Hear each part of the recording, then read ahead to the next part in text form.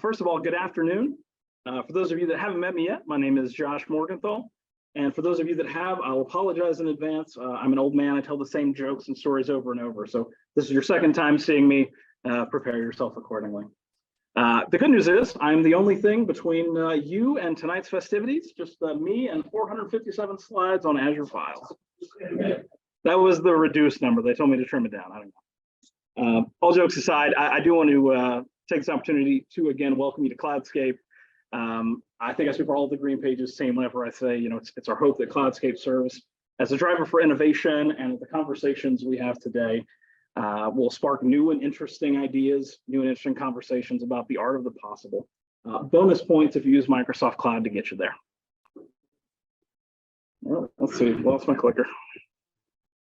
There we go. Our conversation this afternoon is on file server and storage modernization. If you're looking for underwater basket weaving, there's still time to get out now. That's been relocated to the hot tub down the hall. And so here's our approach for this afternoon. I promise we'll keep it fairly light for a technical session.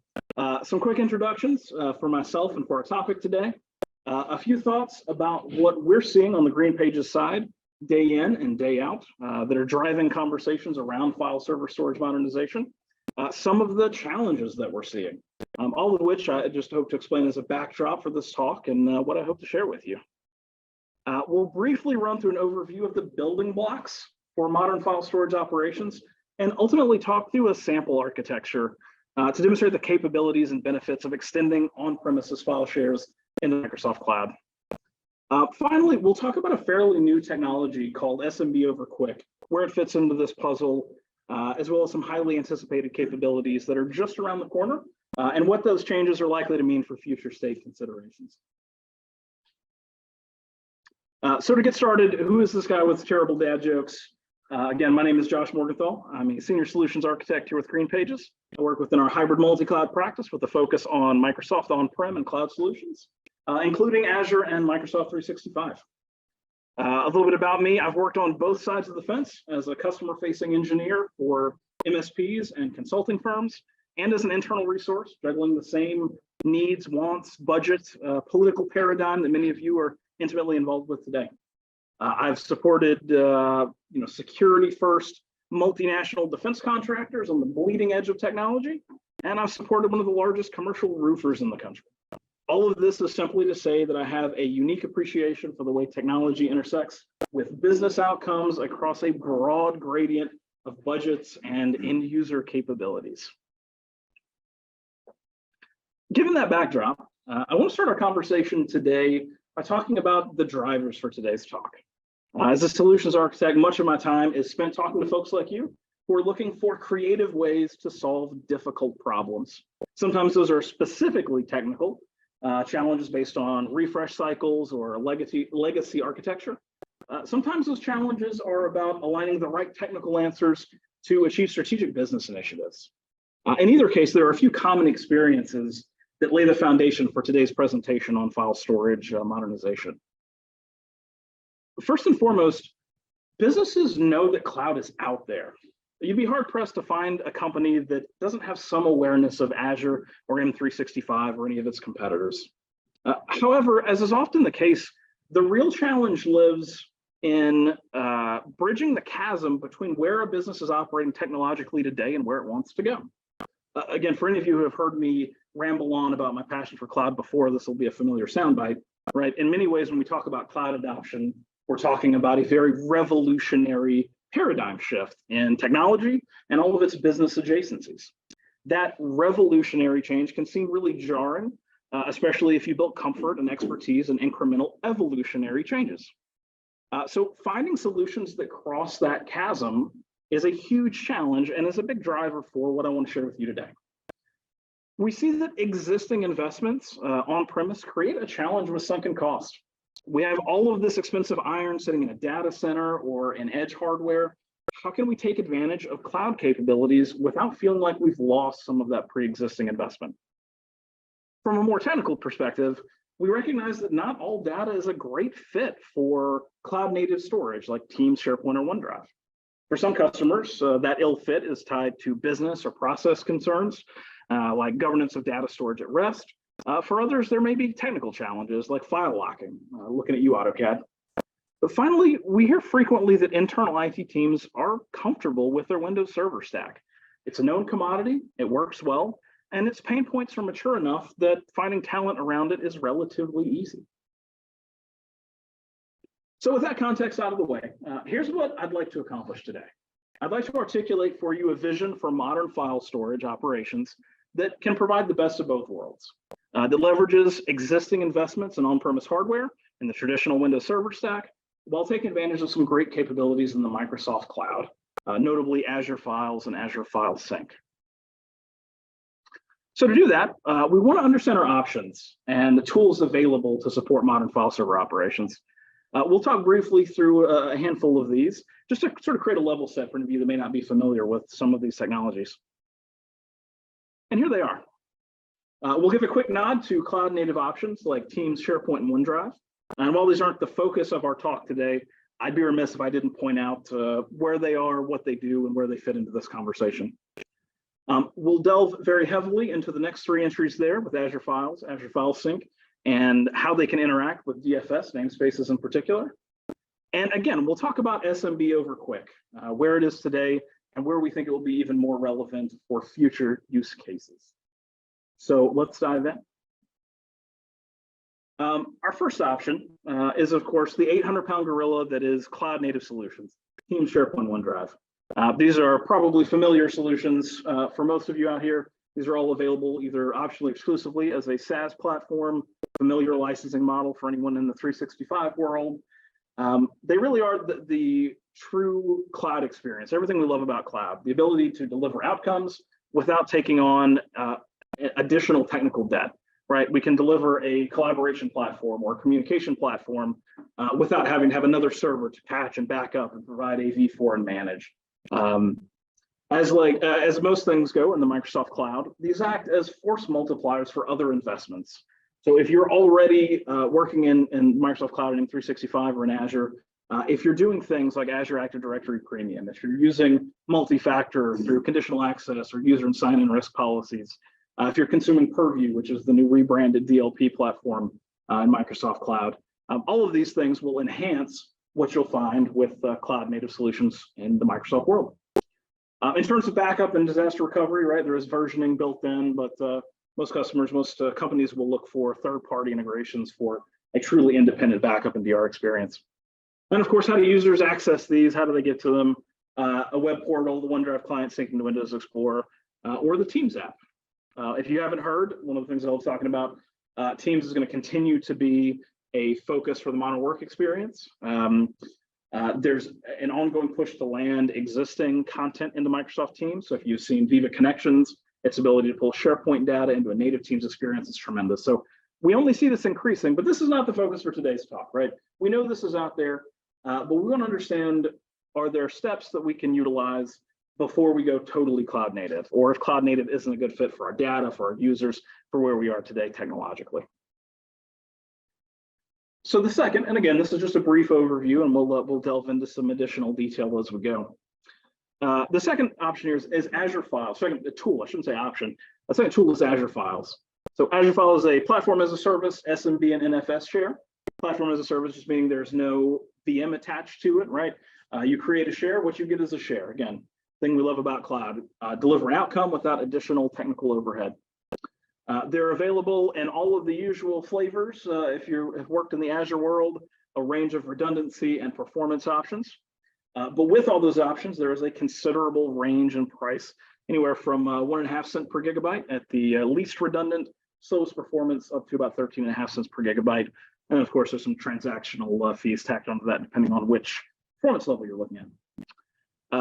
I will say that we love, and most of our customers love, backup and DR through Azure Recovery Services as a way to simplify backup and DR.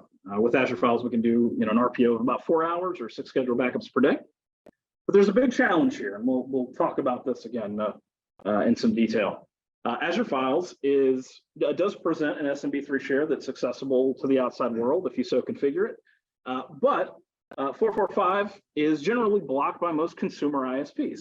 So if you wanted to spin up a share and say, give my users access from anywhere, we can't do that from an end user or an endpoint device perspective. So this works great if you're looking for a file share for existing Azure workloads, connectivity from maybe a colo, someplace that has a business connection and can natively access 445.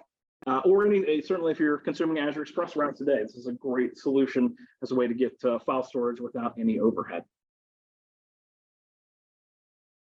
But that challenge with access, with that 445, often drives companies to look at Azure File Sync.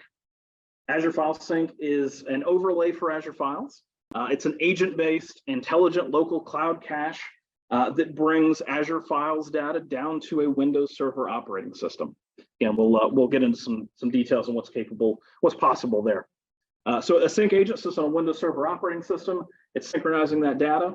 If you're familiar with DFS replication, very similar. Think of it as DFS replication with a built-in cloud component.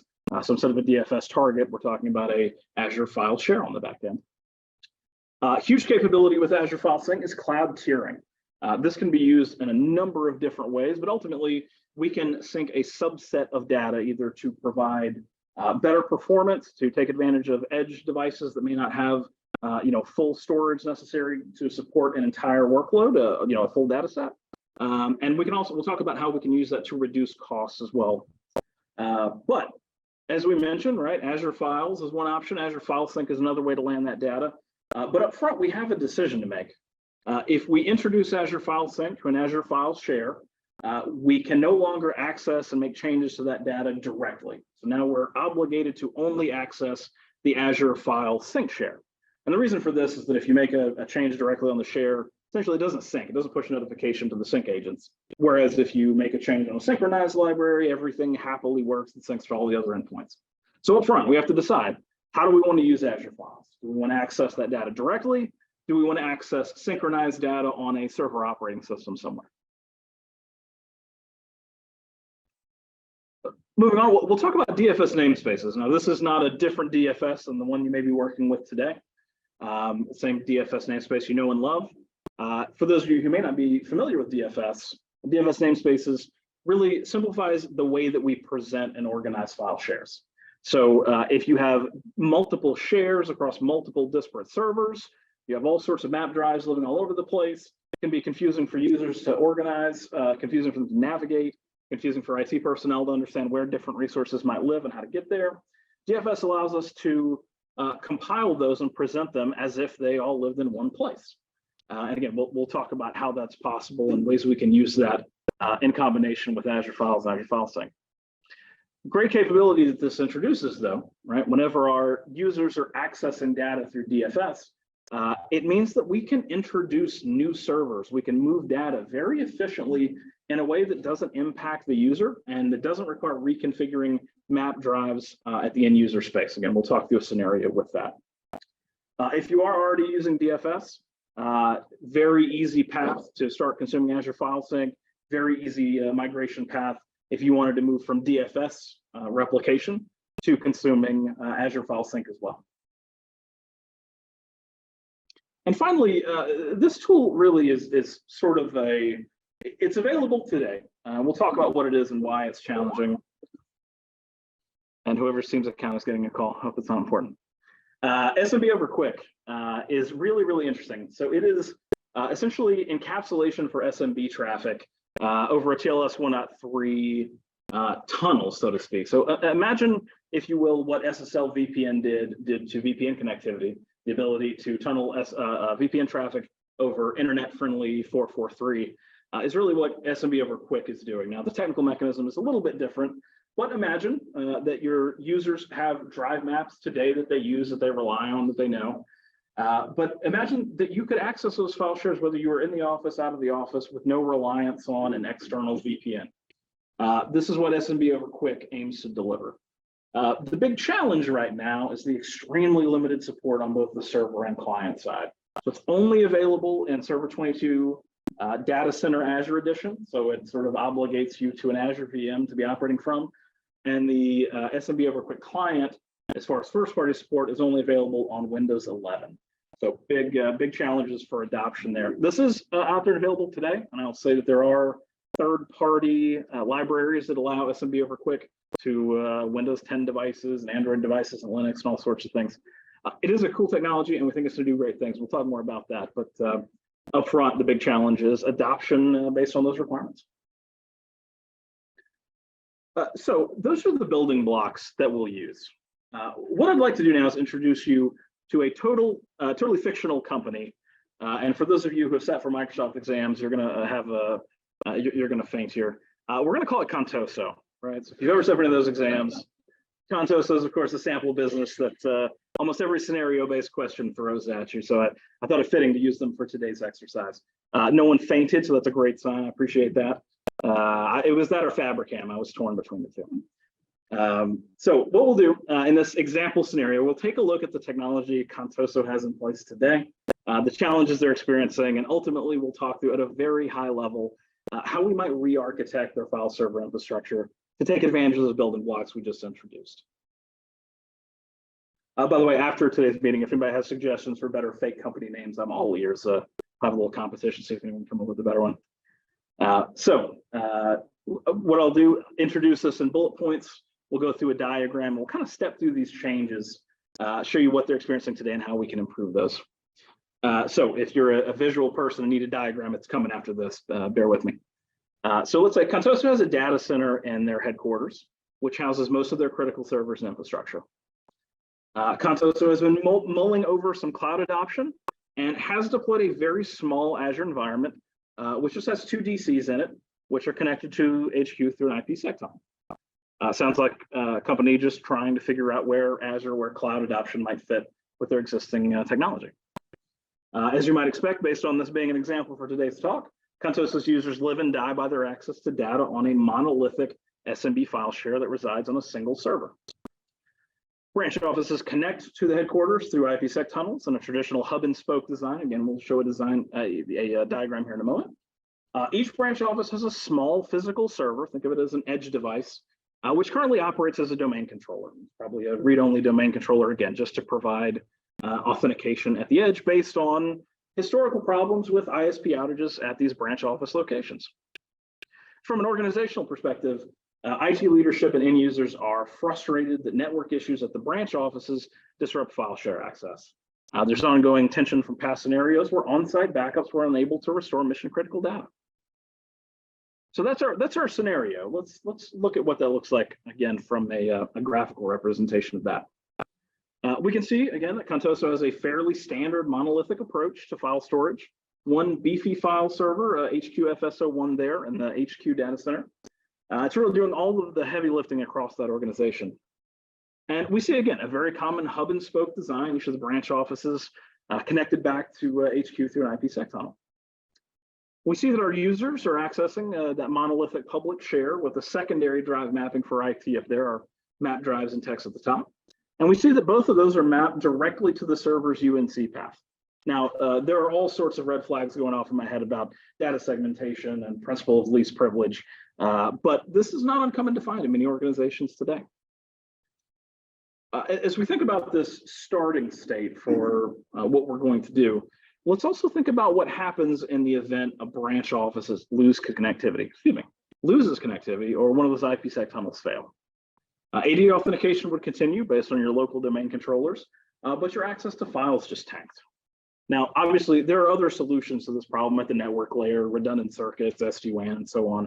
But I want to introduce you to how we can solve for some of this at the file server level.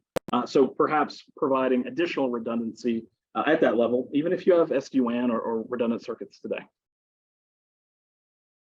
A couple of not so obvious challenges by this scenario, though. Drive mapping directly to the UNC paths is an interesting challenge. As Windows Server versions go end of life, as hardware reaches the end of its viability, Contoso's IT teams have to spend long weekends pre-staging data to new servers. The process of updating drive map GPOs never seems to go well. Lots of calls from remote users trying to VPN in, their group policy isn't updating properly. They never can seem to access data at the new location. And because of this monolithic design, any negative impact to production is both highly visible and extremely apparent. Everyone sees it, everyone feels it. IT is on the hot seat again. We also see, and this is sort of specific to our scenario here, we're going to assume that our edge servers were spec'd out just to handle, Active Directory. It doesn't have a lot of storage, doesn't do a lot other than what it's been asked to do today. Specifically, we're going to assume that this is not spec'd out to handle the full multiple terabyte data set that their public share contains.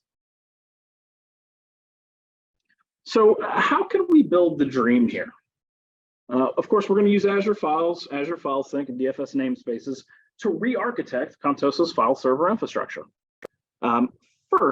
Very first steps, and we'll talk through this slowly. Nothing super complex here, but just want to show how the outcomes can change. First, we'll create a DFS namespace for user-facing file shares. We're going to add the existing shares as targets to that namespace. Now, keep in mind, right, since these are the only targets, we're not actually changing what users are accessing. It's still the same data on the same share on the same server, but we are changing the path that users use to get there.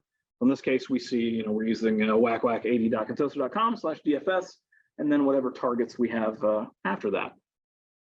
Once we have our namespaces built, the existing shares added as targets, users accessing it, again, landing at the same HQFS01 just by way of a different path. So what have we accomplished here? Why did we do this? Right, we've added the DFS namespace to work as an intelligent middleman that we'll use later to demonstrate how easy it is to redirect shares, to move data, to introduce new servers, add redundancy, and so on. Finally, at this point, we could go ahead and update our drive maps, whether that's GPOs, drive map scripts, group policy preferences, whatever mechanism it is that Contoso is using to deploy those drive maps today, and instead point users to that UNC path that points to DFS. So here's the graphical representation here.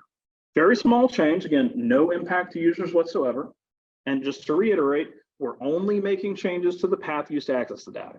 Ultimately, same data, same server, same share. Architecturally, we're still identical. Only thing we've changed up top here is that DFS namespace and updated drive maps. Super easy so far. All right, and now it's time to introduce the cloud components, really the first cloud pieces here. But first, we're going to need an Azure file share to work as the cloud backend for everything that we're going to be building. We'll determine the appropriate redundancy and the appropriate performance tier, and very quickly spin up that share. In real life, I mean, this is a sub 10-minute exercise once you know exactly what it is that you want. Once we have that Azure file share, we need to populate it with our pre-existing data from HQFS01. To do so, we're going to deploy the Azure File Sync agent. And again, a sub 10-minute exercise, a very typical deployment mechanism. Grab the package, push it to the server, register it with a sync group, you're off and running. But there are a couple of decisions that we need to make here. The first is about cloud tiering. So we said earlier that cloud tiering can optionally sync a subset of data. What that means is if we're looking at an Azure File Sync share as a user, we'll see 100% of the data contents, every file, every folder. We can interact with it in the ways that we always do. Absolutely no change here from a user perspective. But as we open files or copy them, as we interact with them, there's a little bit more going on. That file might be coming from the local cache, from local iron, or transparently in the background, that file might be getting pulled down from the Azure file share. Other than a small performance impact of having to reach out to the cloud and pull that down, the end user sees absolutely no difference in behavior. In this case, though, we'll assume that HQFS01, right, it has the original data set, has plenty of space. We're going to disable cloud tiering for this first step, which means the full share data, everything that lived on that server to begin with is going to stay there. But now we'll also be syncing it to the Azure file share as well. And the last component, I know I'm throwing a lot at you in one slide here. Finally, once that data is syncing, we have the data that was on-prem now synchronized to the Azure file share. We can deploy Azure Recovery Services to back up that Azure file share.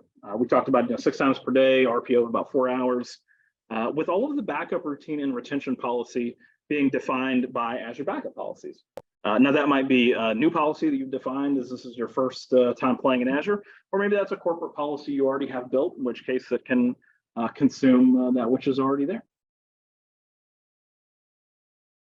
So just to recap, again, small changes as we walk through. We've deployed an Azure File Share, which we now see in our Azure environment. We've deployed Azure File Sync to our local file server, the HQFS01 there in our HQ data center. And we're now syncing data between the two. Again, no changes have been made to the local data since we did not enable cloud tiering for this first step. And no changes have been made to user access beyond that change we mentioned earlier, which was updating the drive mappings to use that DFS namespace. So far, we're just massaging data. We're figuring out where it's going to land and getting ready for the magic that comes later.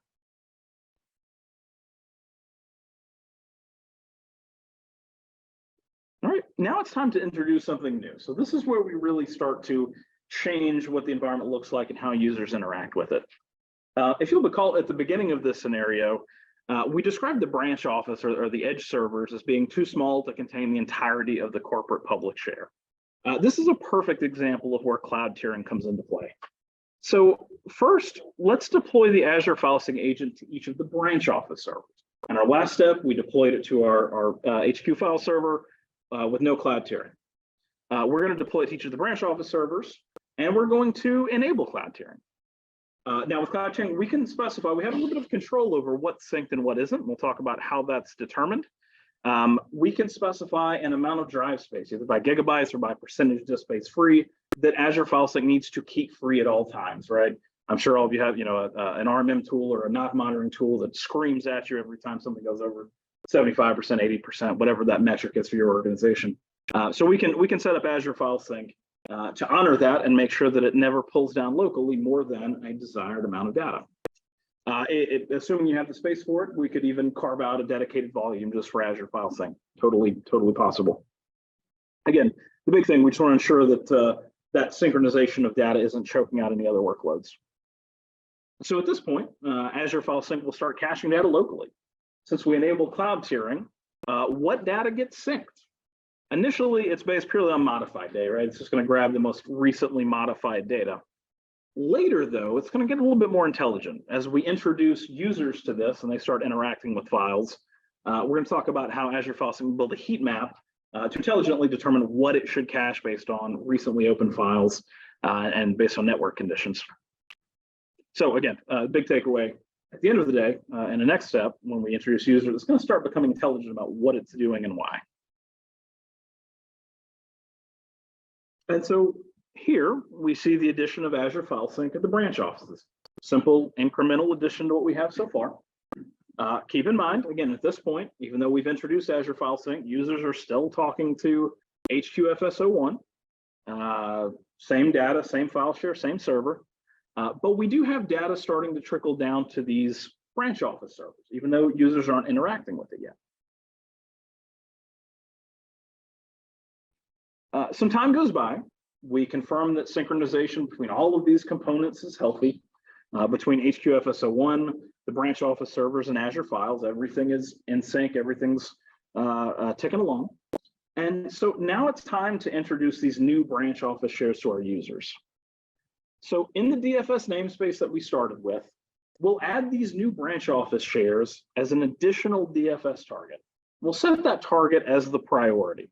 Now, we're going to leave HQFS01, but as a secondary target. Again, users will start to access those branch office shares, the ones local to them, since DFS is aware of Active Directory sites and services configuration.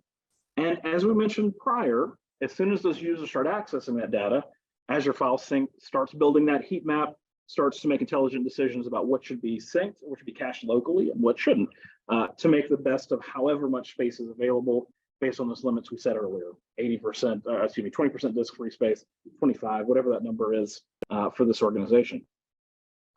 So at this point, for the first time, our users are now pulling data from the edge servers, directly from local iron where possible, right? We expect that would be the majority of traffic, but transparently from Azure Files Cloud Share if the data that's requested isn't cached locally. Now again, that process is totally invisible to the user. They just see files like they always have and interact with it in the same ways. The process of identifying what's local and what's cloud cached happens behind the scenes and is totally invisible to them. Obviously, there's a performance impact if you have to reach out and grab data from someplace other than local. But at the end of the day, the users see none of that. And so graphically now, right? No change to architecture, but at this point, we've made some really important changes with DFS. We've introduced a new set of servers for users to access without making any changes on the end user side or drive mappings. DFS is handling the routing of file shares, and Azure File Sync is providing intelligent local caching at the edge. Now, I want to pause here and point out how easy it was to introduce a new file server using DFS. Precede the data, in this case using Azure File Sync, and then update DFS to point to the new server. Really, really simple. Of course, in other scenarios, you could use Robocopy or DFS replication or any other means to land that data. But this is exactly how easy it is to move data, to upgrade servers, to reorganize data without any real impact to users whatsoever.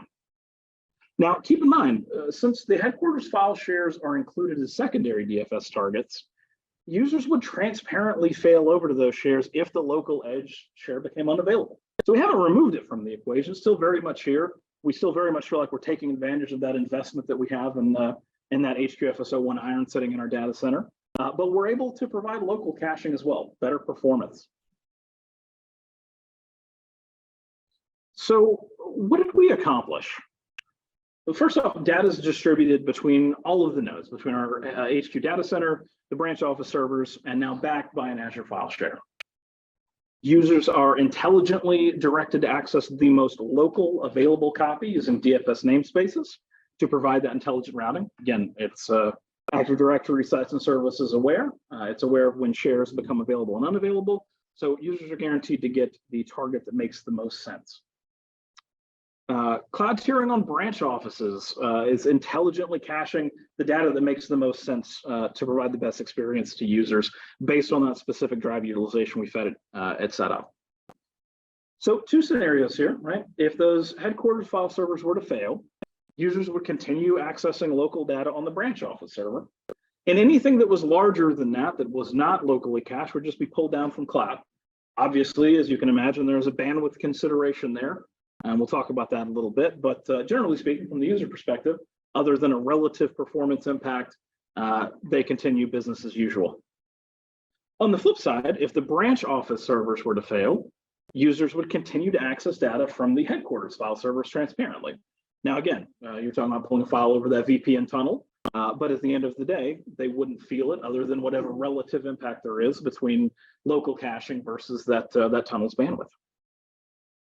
We move backup and retention to policy-based Azure Backup, Azure Recovery Services Vault jobs that require, generally speaking, very little babysitting. Recovery of that data on the Azure file shares can happen at file or folder level or across the entire share in a matter of minutes, and we have an RPO of about 4 hours.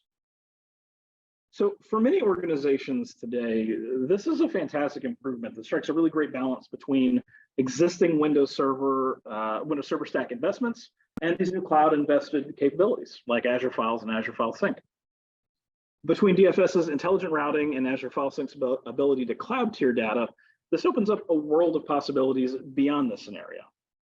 Imagine being able to replace aging server hardware by spinning up a new VM or a new server, deploying Azure File Sync, updating DFS, and away you go. Literally minutes of effort instead of hours, days, or weeks, depending on your existing server infrastructure.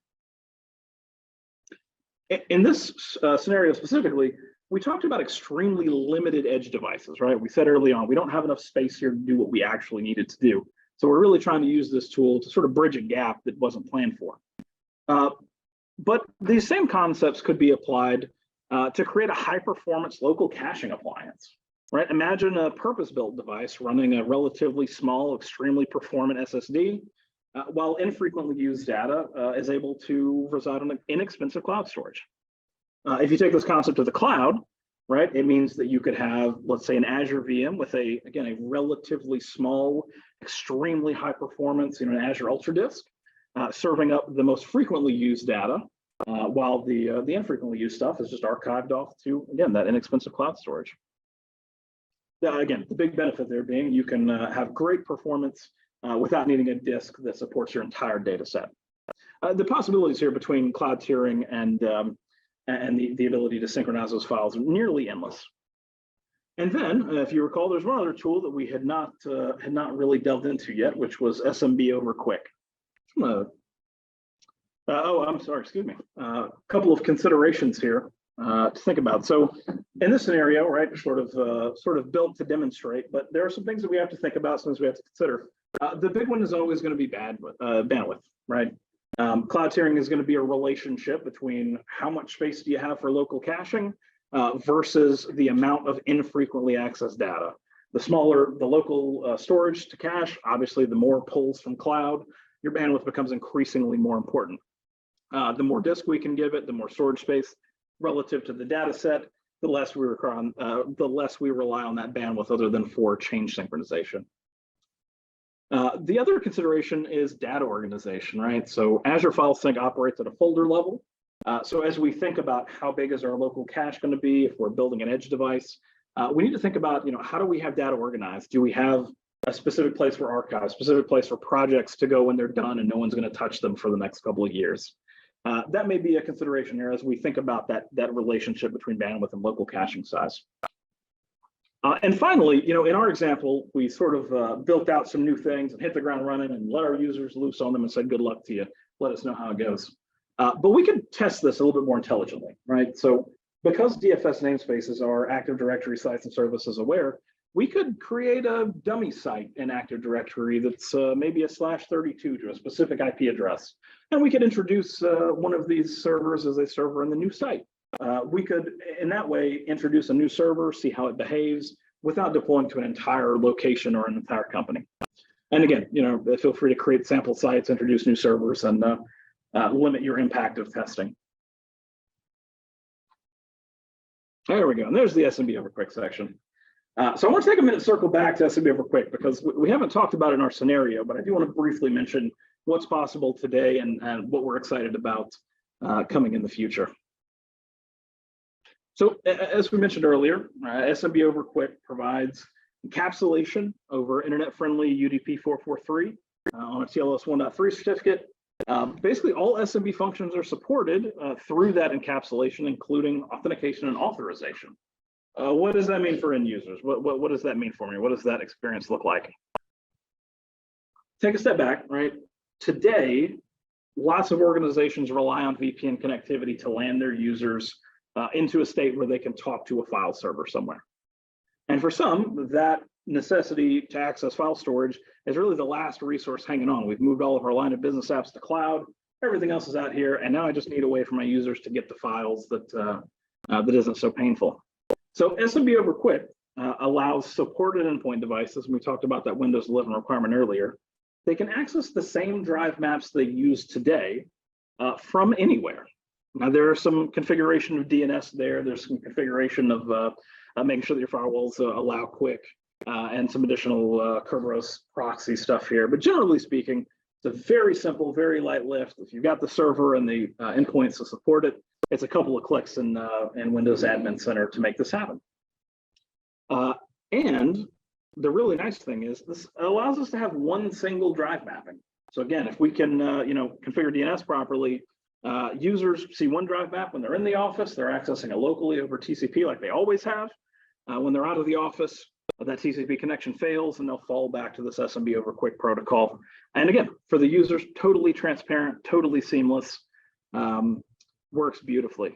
But again, the challenge is Azure Datacenter 2022 and Windows 11. We expect that as that adoption continues, that SMB over quick is going to be a game changer eventually as it becomes more widespread, especially for organizations, again, with existing on-premise file servers that they're not sure what to do with or not sure that they're ready for cloud-native solutions. And finally, and this will tie back into the SMB for quick in just a moment, but we called out earlier that one of the big challenges with Azure Files was that even though it exposes an SMB3 share directly to public access, if so configured, it would be largely inaccessible by most end users or consumer ISP circuits. So we said, okay, well, that's fine. If I need my end users to access Azure Files data, I need to synchronize this, land it in a server, maybe that can be accessed by a user VPN. Not a bad solution, but again, it pushes us back to reliance on a VPN and perimeter model thinking. So the great thing that's coming here is that Microsoft has announced SMB over quick support natively for Azure Files. So imagine again, right, an SMB3 share, no server to manage, no operating system to worry about on top of it, and being able to access that from anywhere. So when you're running Windows 11 client, without VPN, without worrying about the limitations on port 445. That is going to be huge and crossing the chasm between on-prem file shares and that cloud-like functionality of accessing data from anywhere in the office, outside of the office, without necessarily moving to fully cloud-native solutions. And again, we expect adoption to start slowly based on these limitations with OSs, and then ramp up very dramatically. Thank you all so much for your presence this year. Appreciate you being part of Cloudscape. I want to leave you with two final thoughts very quickly, and then I'll open it up for anyone who wants to tell dad jokes at the end here. There are great options to cross that chasm between on-premise infrastructure that everyone knows and is familiar with and cloud capabilities. With the upcoming possibility of SMB over quick, I think we're only going to see things get better for companies looking to build these sort of hybrid cloud capabilities, especially around file storage. Second, and this is a little bit self-serving, don't be afraid to pick up the phone, call your GreenPages account executive, tell them you want to have a conversation around file storage. We can talk about how these tools impact your organization specifically, what might be a fit, what might not, and what that looks like for your company. I look forward to chatting with all of you. And with that, I'll open it up to any questions, or if anybody wants to run out of the room and head for dinner, I'm open to that as well. But thank you guys so much. I appreciate it.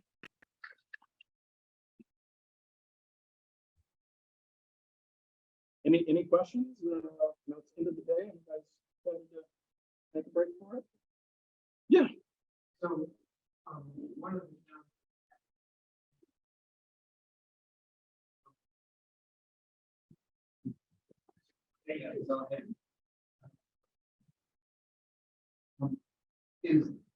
I think I've seen other projects that get a lot of archive stuff Sure. on other storage. Is there some kind of capability in Azure that will do that? Yeah, so the cloud tiering configuration will accomplish that for you. Now, nothing's going to replace someone taking the time to clean it up and make those decisions, right? We kind of know that's a unicorn floating out there somewhere.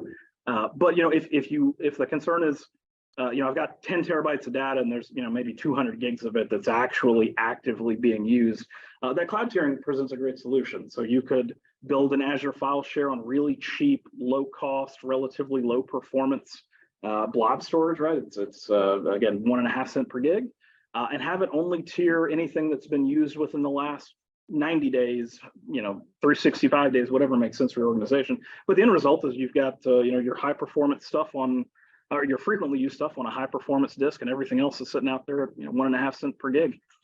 We have here behind, so where we've got relatively high performing stuff at the front and then something behind it. Not with Azure File Sync. So there are some capabilities within like blob storage. So if you were using something like an Azure File Explorer, there are some policies you can set that will automatically move data that's older than a certain age to an archive tier or to a cooler tier, but it doesn't integrate natively with some of the things we talked about today. So it does exist though.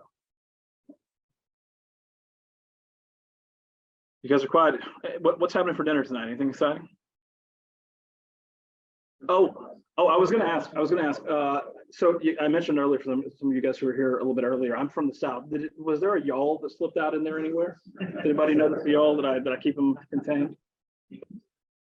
I'm from Alabama, so deeply South, for better or worse. Yeah, we don't want to talk about the Tennessee game. That's not a thing. Yeah, thank you guys. How do we do on time? I think we're a little bit early. Underwater basket weaving still going down the hall. If anyone's interested there. Thank you guys so much. Appreciate it. And thank you.